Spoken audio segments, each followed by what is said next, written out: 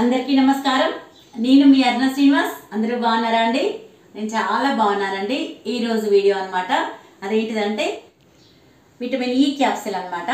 ఇది జుట్టుకు పెట్టినా మొహానికి పెట్టినా కూడా మనం ఏం చేయాలంటే ఎందులో అయినా కలపాలి. జుట్టుకైతేనేమో హెన్నాల కలపండి, మొహానికైతే మాత్రం ఫేస్ ప్యాక్ లాగా ఎందులో అయినా కలపాలి. జుట్టుకైతే క్యాప్సిల్ మొత్తం వేసుకొని కూడా కలుపుకోవచ్చు, ఎందుకంటే మన జుట్టు ఎక్కువ ఉంటుంది కాబట్టి.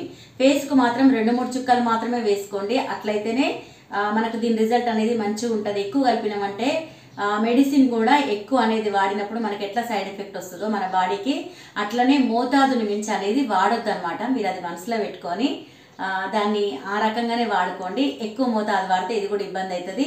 డైరెక్ట్ మాత్రం అస్సలు వాడకండి. విటమిన్ ఈ క్యాప్సిల్ అనేది డైరెక్ట్ మాత్రం ఫేస్కి కానీ జుట్టుకు కానీ ఎవరు చెప్పినా, ఎంత పెద్ద మేధావులు చెప్పినా కూడా మీరు మాత్రం నమ్మకండి, ఖరాబ్ చేసుకోకండి.